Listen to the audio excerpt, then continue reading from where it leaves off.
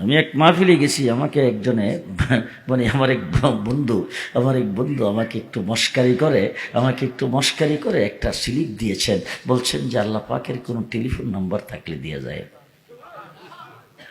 আমি তখন বললাম যে হ্যাঁ, আল্লাহ পাকের টেলিফোন নাম্বার আছে, তবে টেলিফোন নাম্বার কিন্তু আলাদা আলাদা কোড। আমাদের দেশে গ্রামীণের কোড একরকম, বাংলা লিঙ্গের আরেক রকম, রবির একরকম, এয়ারটেলের আরেক রকম। গ্রামীণের কোড নম্বর হলো 017, বাংলা লিঙ্ক হইল 019, রবির হইল 018। এরকম আলাদা আলাদা কোড নম্বর আছে। আবার আমাদের দেশের বিভিন্ন ডিস্ট্রিক্টের বিভিন্ন কোড নম্বর, আবার যাইবেন পৃথিবীর বিভিন্ন দেশের বিভিন্ন রকম কোড নাম্বার, ঠিক না বে ঠিক? কিন্তু আল্লাহ পাকের কোনো কোড নাম্বার নাই, নাম্বারও ডাইরেক্ট একই নাম্বার। যেখান থেকে ঘুরান, পৃথিবীর যেখানে যাইবেন ওখান থেকে ঘুরাইবেন, ওই নাম্বারে আল্লাহকে পাওয়া যাবে। 24434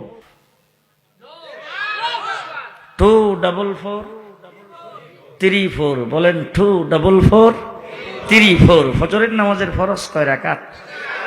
জোহরের নামাজের কয় রাকাত? আসরের নামাজের কয় রাকাত? মাগরিবের নামাজের কয় রাকাত? এশার নামাজের কয় রাকাত? 24434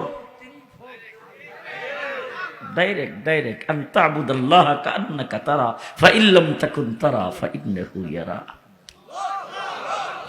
নামাজে দাঁড়াইছো তুমি আল্লাহকে দেখো না, আরে মনে করো আল্লাহ সামনে থেকে তোমাকে দেখতেছে। আরে তুমি দেখতেছো না, তোমার সেই চোখ নাই, এই জন্য দেখতেছো না, কিন্তু আল্লাহ তোমাকে সরাসরি দেখতেছে।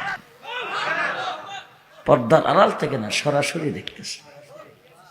আল্লাহ আল্লাহ আল্লাহ। ও মুসলমান, তারপর আমাকে একজন প্রশ্ন করেছেন, বর্তমান যুগটা তো মোবাইলের যুগ, আল্লাহর কি কোনো মোবাইল নাম্বার আছে?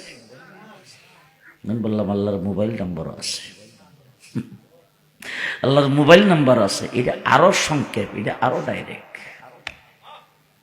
বলে হুজুর আল্লাহ পাকের মোবাইল নাম্বার কি? বলে আল্লাহ পাকের মোবাইল নাম্বার হলো 222222। মন থাকবো তো? 222222। রাত্রে 2টার সময় উঠবেন, 2 রাকাত নামাজ পড়বেন, 2 ফোঁটা চোখের পানি ছাড়বেন। ডাইরেক্ট।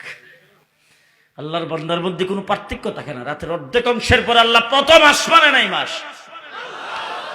এই আল্লাহর বান্দাকে ডাক ডেকে আসো, আমাকে সাজদা করবা, আমার দরবারে সাজদায় লুটে পড়ো, আমি তোমার জীবনের সব গুনাহ মাফ করে দেব।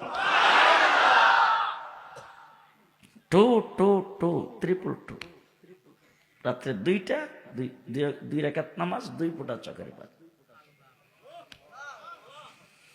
এই মুসা, তোমার সাথে কথা বলি পারতাই না।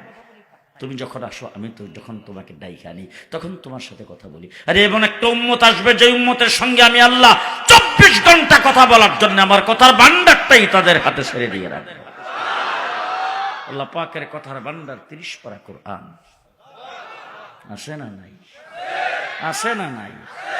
রাসূলের যুগে বোধহয় ছিল 60 পারা, এখন আছে 30 পারা।